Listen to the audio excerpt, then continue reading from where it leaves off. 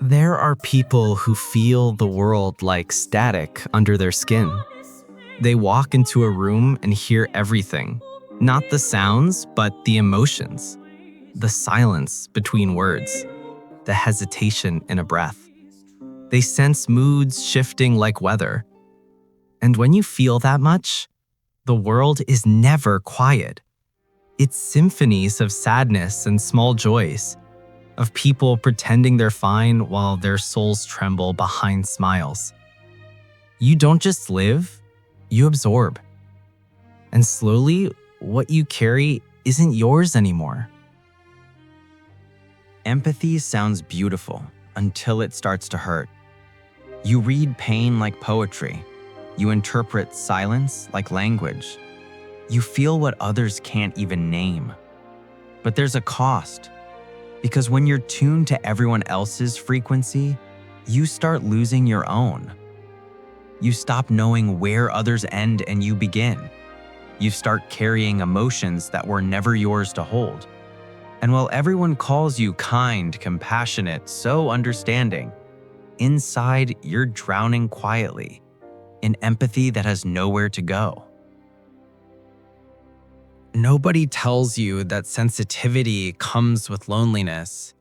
You become the person others come to for comfort, but no one asks if you're tired. You're the listener, not the one heard. The healer, not the one healed. And slowly, your own voice fades because you've learned to silence it to make others comfortable.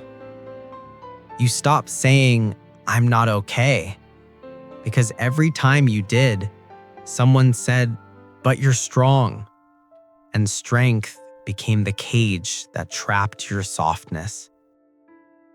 Science says that people who feel too much have more active mirror neurons. Their brains literally mirror the pain they witness. It's not imagination, it's biology. Your nervous system becomes a symphony of empathy. But the paradox is this: you can't turn it off. You love until it burns. You care until you disappear. You absorb until you fracture. And still, you keep giving, because that's the only way you know how to exist. There comes a time when you start to dim your light, not because you want to, but because you're tired. You stop showing how much you feel because feeling has never been safe. So you become quiet, composed. You wear calmness like armor. People say you're peaceful now, but they don't know you've simply learned to hide the storm. Every empath has a breaking point. It's not dramatic, it's quiet. One day you wake up and the world feels heavy in every cell.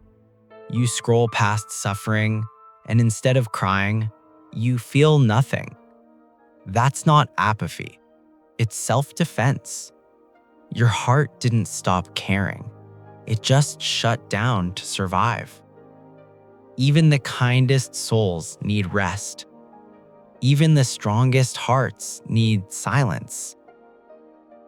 Then, one day, something shifts. You realize sensitivity was never your weakness. It was your compass. Your way of sensing beauty that others overlook. You start to feel again. Not all at once, but gently. A color here, a sound there, until life starts to hum again. Soft and real and enough. This is what healing looks like. Not detachment, but harmony. Not numbness, but discernment. To feel deeply is to live fully.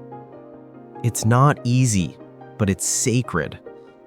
Because every tear is proof that you still care. Every ache means your heart still believes in connection. And every time you feel too much, you remind the world what being human means. Don't try to feel less. Learn to feel wisely.